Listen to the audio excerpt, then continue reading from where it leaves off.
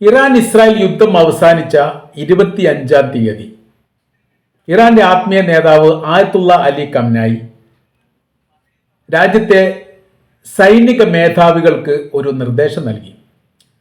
നമ്മുടെ ആകാശവും പ്രതലവും പ്രതിരോധ സംവിധാന രംഗത്ത് നിന്ന് പരാജയപ്പെട്ടിരിക്കുന്നു ഒരു പരിധിവരെ. ഇതൊരിക്കലും സംഭവിക്കാൻ പാടില്ലാത്തതാണ്. അതിൻ്റെ എല്ലാ സംവിധാനവും നമ്മുടെ കൈവശത്തിൽ ഉണ്ടായിരിക്കെ ഈ പരാജയം എന്തുകൊണ്ട് സംഭവിച്ചു എന്നുള്ളത് അന്വേഷിക്കണം എന്നുള്ളതാണ് അദ്ദേഹം പറഞ്ഞത്. ചാരക്കണ്ണിൽ ഇറാന്റെ ഇളക്കം പറ്റിയിട്ടുണ്ട് എന്ന് അമേരിക്കയുടെ പത്രമായിരിക്കുന്ന ന്യൂയോർക്ക് ടൈംസ് ഒരു റിപ്പോർട്ട് നൽകിയിരുന്നു. ഈ റിപ്പോർട്ടിന്റെ വിവരങ്ങളും അതിൻ്റെ കൂടെ നൽകിയിട്ടുണ്ട് എന്ന് പറയുന്നു. ചാരക്കണ്ണുകളിൽ ഇറാനെ പ്രതിരോധിക്കാൻ വേണ്ടി സാധിച്ചിട്ടില്ല. അങ്ങനെ വലിയ മുന്നേറ്റം ഉണ്ടാക്കാൻ വേണ്ടി ഇസ്രായേലിന് സാധിക്കാനുള്ള കാര്യകാരണങ്ങളൊക്കെ കുറച്ചൊക്കെ വിശദീകരിച്ചുകൊണ്ടാണ് ആ റിപ്പോർട്ട് അവസാനിക്കുന്നത്. അപ്പോൾ അതോടനുബന്ധിച്ചുള്ള ആഭ്യന്തര ആക്രമവുമായി ബന്ധപ്പെട്ട് ഇറാൻ ഉണ്ടായിരിക്കുന്ന തിരിച്ചടികൾ അല്ലെങ്കിൽ അപ്രതീക്ഷിതമായിരിക്കുന്ന പ്രതിരോധ സംവിധാനം ഇറാനിൽ നഷ്ടപ്പെട്ടതുമായി ബന്ധപ്പെട്ട പ്രാഥമിക റിപ്പോർട്ട് പുറത്തു വന്നു. അതിൽ പറയുന്ന കാര്യം ഇങ്ങനെയാണ്: ഭൂമി വിലക്ക് വാങ്ങി ഫാക്ടറികൾ നിർമ്മിച്ച് അതിൽ ആയുധ ശേഖരങ്ങൾ നടത്തുന്ന ഒരു പ്രവൃത്തി ഇറാനിയൻ പൗരന്മാരുടെ നേതൃത്വത്തിൽ, അതല്ലെങ്കിൽ ഇറാനിയൻ പൗരന്മാരെന്ന് പറഞ്ഞാൽ മുസ്ലിം തന്നെ ആയിക്കോളുന്നില്ല, ക്രിസ്ത്യാനികളോ ജൂതന്മാരോ ഒക്കെ ആവാം, ജൂതന്മാരുടെ ലിസ്റ്റ് അതിൽ പറയുന്നില്ല, അവരുടെ നേതൃത്വത്തിൽ നടന്നു. സാധാരണഗതിയിൽ ഗ്രാമീണ മേഖല കേന്ദ്രീകരിച്ചു, നഗരങ്ങൾ കഴിഞ്ഞുകൊണ്ട് അല്ലെ നഗരത്തെ അതിർത്തിയുമായിട്ട് ബന്ധപ്പെട്ട ഒഴിഞ്ഞ മേഖല കേന്ദ്രീകരിച്ചുമൊക്കെ ഇത്തരം ഫാക്ടറികളൊക്കെ നിർമ്മിക്കാറുണ്ട്. അത് ഈ പ്ലാസ്റ്റിക്, തുണിത്തരങ്ങൾ, ഇലക്ട്രോണിക് സംബന്ധമായിരിക്കുന്ന കാര്യങ്ങൾ, പിന്നെ ഈ പച്ചക്കറികളിൽ അടിക്കുന്ന മരുന്നുമായി ബന്ധപ്പെട്ട കാര്യങ്ങൾ, അങ്ങനെയൊക്കെ പോകുന്നു. അത് സാധാരണഗതിയിൽ ഉണ്ടാവാറുണ്ട്. അത് കാർഷിക മേഖലയായിട്ട് ബന്ധപ്പെട്ട് അല്ലെങ്കിൽ വികസന മേഖലയായിട്ട് ബന്ധപ്പെട്ട് സാധാരണഗതിയിൽ ഇറാൻ സർക്കാർ അനുമതി നൽകാറുണ്ട്. ഈ മേഖലയിൽ അവർ ചെയ്യുന്ന പ്രവൃത്തി എന്ന് പറയുന്നത് വലിയ രീതിയിലുള്ള ഫാക്ടറി സംവിധാനങ്ങൾ ഉണ്ടാക്കും. സാധാരണഗതി ഒരു ഫാക്ടറി ഉണ്ടാക്കുന്ന സമയത്ത് സൈനികർ അവിടെ അതിക്രമിച്ച് കയറുക അല്ലെങ്കിൽ വന്ന് കാര്യങ്ങൾ അന്വേഷിക്കുക, അങ്ങനത്തെ സംവിധാനമൊന്നും ലോകത്തൊരു രാജ്യത്തും ഇല്ല, അവിടെ ഉണ്ടായിട്ടില്ല. ഈ ഫാക്ടറിയിൽ വലിയ രീതിയിലുള്ള കുഴിയെടുത്തുകൊണ്ട് അവരെന്ത് ചെയ്തു? ആയുധ ശേഖരം നടത്തി. അതിലൊരു 3-4 ഏരിയകളെങ്കിലും അല്ലെങ്കിൽ 4 മേഖലയെങ്കിലും ഇപ്പോൾ ഇറാന്റെ സൈനികർ പിടിച്ചെടുത്തിട്ടുണ്ട്.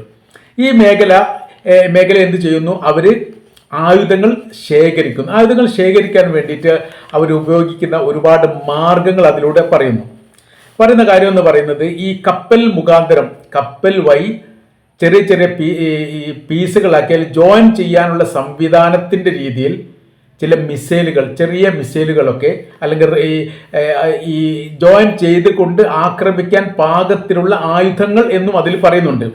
ഇതെല്ലാം ശേഖരിക്കപ്പെട്ടു അങ്ങനെ ഈ മേഖലയിലേക്ക് എത്തിച്ചു. അപ്പോൾ ഇരുമ്പ് ഫാക്ടറിയായിട്ട് ബന്ധപ്പെട്ട ചില മേഖലയെക്കുറിച്ചുള്ള അഭിപ്രായങ്ങൾ അതിൽ പറയുന്നുണ്ട്. അപ്പോൾ ഇരുമ്പ് ഫാക്ടറിയായിട്ട് ബന്ധപ്പെട്ട കാര്യങ്ങളൊക്കെ ആവുന്ന സമയത്ത് അതിനോട് അനുയോജിച്ച പല കാര്യങ്ങളൊക്കെ വരേണ്ടി വരും. അതിനൊക്കെ കപ്പലിലൂടെ വരുന്നു. അതൊരു വളരെ സിമ്പിളായ രീതിയിലാണ്. അത് ഏറ്റെടുക്കാനൊന്നും പല ഘട്ടത്തിലും ആരും ഇല്ലാത്ത രീതിയിലൊക്കെ പുറത്ത് നിർത്തിയിട്ടുണ്ട് ഈ കണ്ടെയ്നർ എന്നാണ് പറയുന്നത്. അത് ശ്രദ്ധ ഇല്ലാതിരിക്കാൻ വേണ്ടിയിട്ട് ഇതൊരു ഉയർന്ന സാധനമാണ് എന്ന് മനസ്സിലാകാൻ വേണ്ടിയിട്ടാണ് അങ്ങനെ ചെയ്തത്. പിന്നീടാണ് ഇത് ഏറ്റെടുത്തൊക്കെ കൊണ്ടുപോകുന്നത്. അപ്പോൾ ആരും അങ്ങനെ ശ്രദ്ധിക്കാറില്ല. പ്രത്യേകിച്ച് അതിനൊരു പേരുകളൊക്കെ വെച്ചിട്ടാണ് വരാറുള്ളത്.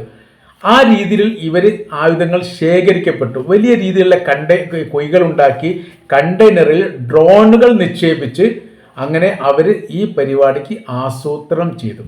അത് യഥാർത്ഥത്തിൽ ഇറാന്റെ സൈനികർക്ക് മനസ്സിലാകാതെ പോയി. അതിൻ്റെ ആരംഭം കുറിച്ചത് ഒക്ടോബർ 7-ാം തീയതി 2023 ഒക്ടോബർ 7-ാം തീയതി ഓപ്പറേഷൻ അൽ അക്സ ഫ്ലഡ് എന്ന് പറഞ്ഞിട്ട് ഹമാസ് ഇസ്രായേലിലേക്ക് ആക്രമണം തുടങ്ങി. 5000-ഓളം റോക്കറ്റുകൾ അങ്ങനെ അന്ന് വിക്ഷേപിച്ചിട്ടുണ്ട്. 3000-ഓളം തങ്ങളുടെ രാജ്യത്ത് പതിഞ്ഞിട്ടുണ്ട് എന്ന് ഇസ്രായേൽ സമ്മതിക്കുകയും ചെയ്തു. പിന്നീട് 1200 ആളുകൾ കൊല്ലപ്പെട്ടു, 200 ചില ആളുകളെ പിടിച്ചുകൊണ്ടുപോയി. അതിൻ്റെ വിഷയകാര്യങ്ങളൊക്കെ നമുക്കറിയാവുന്നതാണ്. ഈ ഒരു സമയത്ത് പൊടുന്നനെ പെട്ടെന്നൊരു സുപ്രഭാതത്തിൽ ഇസ്രായേൽ ഇങ്ങോട്ട് അറ്റാക്ക് ചെയ്തിട്ടില്ല. ഗസയിലേക്ക്. അവരത് ആലോചിച്ചുകൊണ്ട് ഇത് യുദ്ധം തന്നെയാണ്, ഞങ്ങൾ തിരിച്ചടിക്കും, യുദ്ധം തുടങ്ങിയത് അവരാണ്, ഞങ്ങളാണ് യുദ്ധം അവസാനിപ്പിക്കുന്നത്, കുറേ ഡയലോഗുകളൊക്കെ പറഞ്ഞിട്ടാണ് അതിൻ്റെ ആരംഭം കുറിച്ചത്. ആരംഭം കുറിക്കുന്നതിന് മുമ്പ് അവർ രഹസ്യമായ രീതിയിൽ ഒരു അന്വേഷണം നടത്തി. ആ അന്വേഷണം എന്ന് പറഞ്ഞാൽ ആരാണ് ഇതിൻ്റെ പിന്നിൽ എന്നുള്ളതാണ്. ഗസയിലുള്ള ഹമാസിനെ സംബന്ധിച്ചിടത്തോളം ഇസ്രായേലിന് ഇത്ര ശക്തമായ രീതിയിൽ തിരിച്ചടിക്കാൻ വേണ്ടി സൈനിക ബലോ ശക്തിയോ ഉണ്ട് എന്ന് ഇസ്രായേൽ കരുതുന്നില്ല. ഇനി ഉണ്ട് എന്ന് സമ്മതിച്ചാലും അവരുടെ പിന്നിൽ ആരെങ്കിലും ഇല്ലാതെ അവർക്ക് ഇത്ര ധൈര്യം ഉണ്ടാവില്ല എന്നാണ് അവർ കണ്ടെത്തിയത്.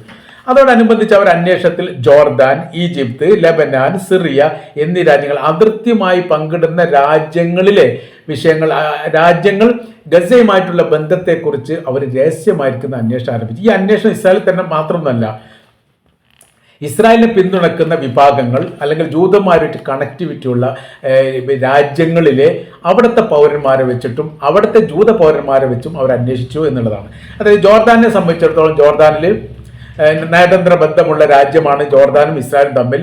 അപ്പോൾ അവിടെ ജൂത വിഭാഗങ്ങൾ ഉണ്ടാവും, അതോടൊപ്പം തന്നെ എംബസി കോൺസുലേറ്റ് ഉണ്ടാവും. ആ രീതിയിൽ ഈജിപ്തുമായിട്ട് ഇസ്രായേലിന് നയതന്ത്ര ബന്ധമുണ്ട്, അവിടെ കോൺസുലേറ്റും എംബസിയും ഉണ്ട്. ലെബനാനുമായിട്ട് ഇസ്രായേലിന് കോൺസുലേറ്റും എംബസി ഉണ്ട് എന്നുള്ള വിവരം കിട്ടിയിട്ടില്ല, സാധ്യത കുറവാണ്. പക്ഷേ അവിടെ നയതന്ത്ര ഉദ്യോഗസ്ഥർ അവിടെ ഉണ്ട് എന്ന് പറയപ്പെടുന്നുണ്ട്.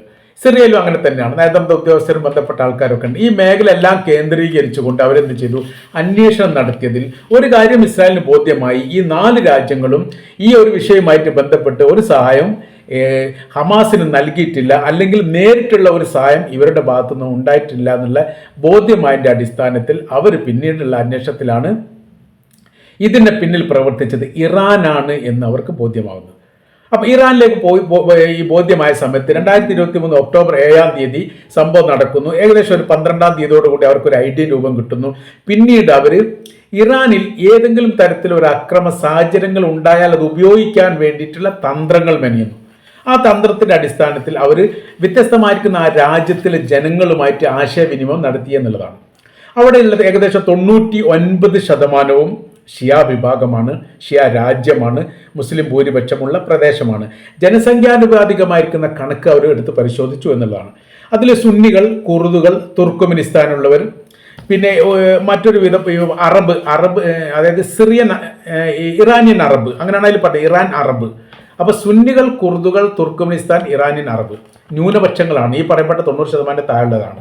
പിന്നീട് അടുത്ത സ്റ്റെപ്പ് എന്ന് പറഞ്ഞാൽ ക്രിസ്ത്യാനികൾ, സോറോസ്ക് ടെൻസ് എന്ന് പറയുന്ന ഒരു വിഭാഗം, ജൂതന്മാർ, ബഹായിസ് എന്ന് പറയുന്ന മറ്റൊരു വിഭാഗം. ഈ വിഭാഗത്തിൽപ്പെട്ടവരെ അവർ വല്ലാത്ത രീതിയിൽ ക്യാൻവാസ് ചെയ്തുകൊണ്ട് ഇസ്രായേലിനെ സഹായിക്കാൻ വേണ്ടിയിട്ട് എന്തെങ്കിലും ചെയ്യാൻ പറ്റുമോ എന്നുള്ള രഹസ്യ ഇടപാടുകൾ അല്ലെങ്കിൽ രഹസ്യ ബന്ധങ്ങളൊക്കെ ഉണ്ടാക്കി എന്നുള്ളതാണ്. അപ്പോൾ ഈ സുന്നികൾ, കുർദുകൾ, തുർക്കുമിനിസ്ഥാന്, ഈ ഇറാൻ അറബ് എന്ന് പറഞ്ഞിട്ടാണെങ്കിൽ അവർ ആശയപരമായ രീതിയിലും അടിസ്ഥാനപരമായ രീതിയിലും പ്രത്യയശാസ്ത്രമായിട്ടൊക്കെ ഇസ്രായേലുമായിട്ട് വിരുദ്ധത ഉള്ളതുകൊണ്ട് അവരെ ഇങ്ങോട്ട് ആകർഷിപ്പിക്കാൻ വലിയ പ്രയാസമുള്ള കാര്യമാണ്.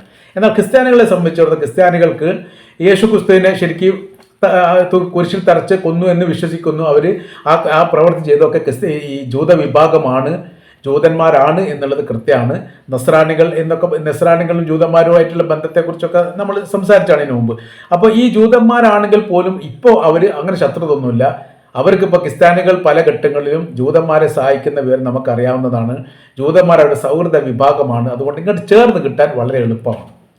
അവരെയും സോറോക്സ് ടെൻസ് എന്ന് പറയുന്ന മറ്റൊരു വിഭാഗത്തെയും പിന്നീട് ജൂതന്മാരെയും ബഹായിസ് എന്ന് പറയുന്ന വിഭാഗത്തെയും പരാമർശിച്ച് ബന്ധപ്പെട്ടു എന്നാണ് പറയുന്നത്. അപ്പോൾ ഇവരൊക്കെ എന്ന് പറഞ്ഞിട്ടാണെങ്കിൽ ഈ പറയപ്പെട്ട 99% കഴിഞ്ഞാൽ ശേഷിക്കുന്ന ശതമാനത്തിലെ ന്യൂനപക്ഷ വിഭാഗമായിട്ട് ഇപ്പോൾ അവിടെ ഉണ്ട്. അതിൽ ജനസംഖ്യാനുപാതികമായിട്ട് പറയുന്ന സമയത്ത് ക്രിസ്ത്യാനികൾ 0.1566%, 1,17,704 ക്രിസ്ത്യാനികൾ ഇറാനിലുണ്ട്. ഈ മറ്റ് ജൂത വിഭാഗം എന്ന് പറയാൻ 0.117%, 8,756 പേർ 2011 ഉണ്ടായിരുന്നു. 2016 അത് 9,826 വലിയ വർധന ഉണ്ടായിട്ടുണ്ട്. 10,000-ഓളം ഏകദേശം ജൂതന്മാർ പൗരത്വമുള്ളവർ ഇറാനിലുണ്ട്. 2 തരത്തിൽ പൗരത്വം അവർ പറയുന്നുണ്ട്. ഈ പറയപ്പെട്ടതിൽ 30% ആളുകൾ ഇസ്രായേലി ഇറാൻ പൗരത്വമുള്ള ഇരട്ട പൗരത്വമുള്ളവരാണ്. അപ്പോൾ ഇറാനുള്ള പൗരത്വമായിട്ട് ബന്ധപ്പെട്ട കാര്യത്തിൽ ആ പൗരന്മാർക്കുള്ള അവകാശ കാര്യങ്ങളൊക്കെ ഈ ജൂത വിഭാഗത്തിന് അവിടെ ഉണ്ട്. അതേപോലെ തന്നെ അവകാശങ്ങൾ ഇവിടെ ഇസ്രായേലും അവർക്കുണ്ട്. ഈ വിഭാഗത്തെ അവർ സ്വാധീനിച്ചു, അല്ലെങ്കിൽ ഇവരെ ആശ്രയിച്ചു, ഏറെക്കുറെ അത് ലക്ഷ്യം കാണാൻ വേണ്ടി സാധിച്ചു എന്നുള്ളതാണ്. അപ്പോൾ അവർ അതിൽ എന്ത് ചെയ്തു, അവർ ഭൂമി വാങ്ങിക്കൂട്ടി ഈ പറഞ്ഞ പോലെ എന്തുണ്ടാക്കുന്നത് അവിടെ സംവിധാനം ഒരുക്കിയിട്ട് അവരുടെ ആയുധങ്ങളെല്ലാം ഇതിൻ്റെ അകത്ത് നിക്ഷേപിക്കുന്നു. രണ്ടാമത്തെ ഒരു വിഷയം അതിൽ ചെയ്തതെന്ന് പറഞ്ഞാൽ വളരെ രഹസ്യമായ രീതിയിൽ റഡാർ സംവിധാനം, വലിയ രീതിയിലുള്ള റഡാർ സംവിധാനമുള്ള രാജ്യമാണ് ഇറാൻ എന്ന് പറയുന്നത്. ആ റഡാർ സംവിധാനം കൂട്ടത്തോടെ നശിപ്പിച്ചു. ഏത് തരത്തിലുള്ള ഇലക്ട്രോണിക് ഡിവൈസാണ് ഉപയോഗപ്പെടുത്തിയത് എന്നുള്ളതിനെക്കുറിച്ച് അന്വേഷിക്കാൻ അതിൻ്റെ പൂർണ്ണ വിവരം പുറത്തു വന്നിട്ടില്ല. അപ്പോൾ ഭൂമി വിലക്ക് വാങ്ങി ഫാക്ടറികൾ നിർമ്മിച്ച് അത് ആയുധം ശേഖരിക്കുകയും ഷിപ്പിങ്ങിലൂടെ കണ്ടെയ്നർ വഴി ഡ്രോണുകൾ ഇതിലേക്ക് കൊണ്ടുവന്നിട്ട് നിക്ഷേപിക്കുകയും ചെയ്തു. റഡാറുകളെ സംബന്ധിച്ചിടത്തോളം അതിനെ നിശ്ചലമാക്കുന്ന രീതിയിലുള്ള പ്രവർത്തികൾ ചെയ്തു. അപ്പോൾ ഈ കാര്യങ്ങളൊക്കെ വന്ന് ഇപ്പോൾ ഈ 12-ാം തീയതിയോടുകൂടി ഈ ഇസ്രായേലിൻ്റെ വിമാനങ്ങൾ വരുന്നത് 100 അതിൽ കൂടുതലാണ്. 200 എന്ന് പറയുന്നുണ്ട്, 100 എന്നും പറയുന്നു, 100-ൽ കൂടുതൽ എന്ന് പറയും. 2 റിപ്പോർട്ടുണ്ട്. ഇത് ഇറാന്റെ അതിർത്തി കടന്ന് അകത്തേക്ക് പ്രവേശിച്ച വിവരങ്ങൾ റഡാർ സംവിധാനം ഉപയോഗിച്ചുകൊണ്ട് ഇറാന്റെ മിലിറ്ററികൾക്ക് അല്ല അതിൻ്റെ സംവിധാനത്തിന് നിരീക്ഷിക്കാനോ കണ്ടെത്താനോ സാധിച്ചിട്ടില്ല. അതുകൊണ്ട് അവർക്ക് വളരെ എളുപ്പമായി അതിശക്തമായിരിക്കുന്ന ആക്രമണം നടത്താൻ പറ്റി.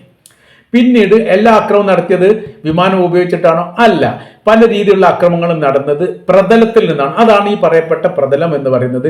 ഇതിൻ്റെ ഉള്ളിൽ ഇവർ ഉപയോഗിക്കപ്പെട്ട ഫാക്ടറി പോലെയുള്ള സംവിധാനത്തിൻ്റെ അകത്ത് നിന്ന് മിസൈൽ ആക്രമണം നടത്തിക്കൊണ്ട് ഈ സൈനിക മേധാവികളെയും ശാസ്ത്രജ്ഞരെയും കൊലപ്പെടുത്തി എന്ന് പറയുന്നത് ഇതെല്ലാം ഒരേ ടൈമിൽ ഒരേ സമയത്ത് നടക്കുന്നതാണ്. അപ്പോൾ പെട്ടെന്ന് രാജ്യം സ്തംഭിച്ചു പോവാൻ പോലും കാരണമാകുന്ന രീതിയിലുള്ള ഒരുക്കങ്ങൾ 2023 ഒക്ടോബർ 7-ാം തീയതിയുള്ള ഹമാസിൻ്റെ അക്രമത്തോടനുബന്ധിച്ച് അവിടെ ഒരുക്കൂട്ടിയിരിക്കുന്നു എന്നുള്ള വിവരമാണ് പ്രാദേശികമായിട്ട് ഇപ്പോൾ ഇറാൻ പുറത്തു വിട്ടിരിക്കുന്നത്. അതിനെ കുറച്ചും കൂടി വിശദീകരിച്ചൊരുക്കുന്ന വിവരങ്ങൾ പുറത്തു വരാനുണ്ട്. അത് വന്നതിന് ശേഷം ആ വിഷയമായിട്ട് ബന്ധപ്പെട്ട് നമ്മൾ 2ാം ഘട്ടം സംസാരിക്കാം എന്ന് പറഞ്ഞുകൊണ്ട് ഈ വീഡിയോ ഇവിടെ വൈൻഡപ്പ് ചെയ്യുന്നു.